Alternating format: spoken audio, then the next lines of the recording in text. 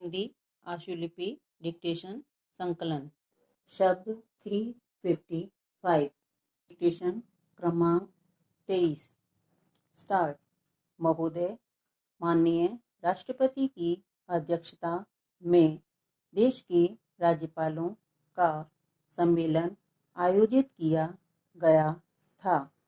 इस सम्मेलन में सभी राज्यों के राज्यपालों ने भाग लिया था।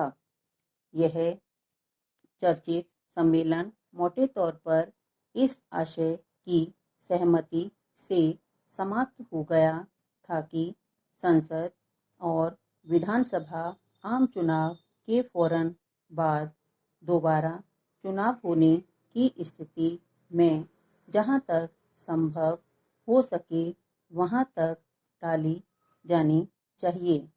आज शाम यहाँ राष्ट्रपति के समापन भाषण के साथ संपन्न हुए इस सम्मेलन में सभी की ओर से इस मुद्दे पर एक दो राय थी।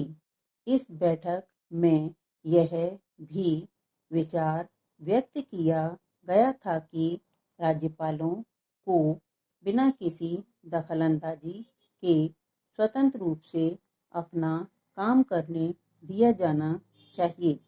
आखिर राज्यपाल की भी अपनी एक स्वतंत्र हैसियत और गरिमा होती है। सम्माननीय राष्ट्रपति जी ने अपने समापन भाषण के दौरान कहा था कि प्रमुख राजनीतिक दलों के नेताओं ने सम्मेलन में साफ ढंग से जो सोचे समझे विचार व्यक्त किए हैं उससे विचारणीय विषय को महत्वपूर्ण आयाम मिला है। मेरे विचार से यह सम्मेलन समझ और आकलन की व्यापक प्रक्रिया शुरू करने में सहायक सिद्ध हुआ है।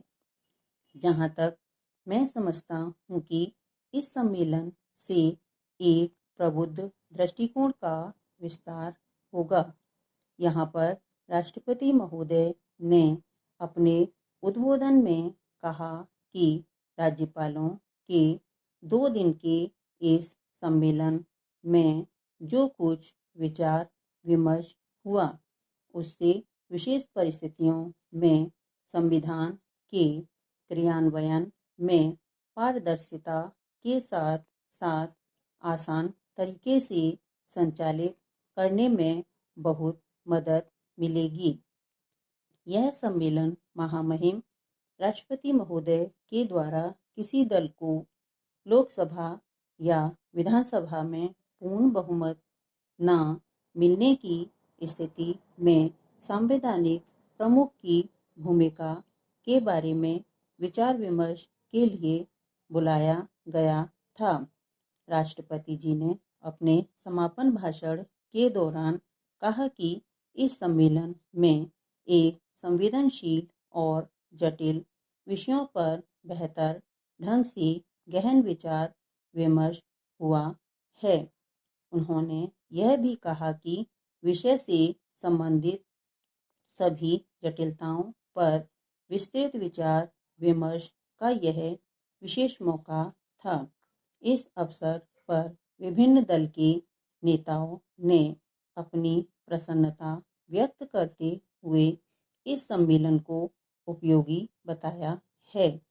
सम्मेलन में इस बात पर आम सहमति व्यक्त की गई थी कि सरकार को विश्वास मत मिल जाने के बाद ही अभिभाषण दिया जाना चाहिए। Stop. I hope this video was useful and you liked it.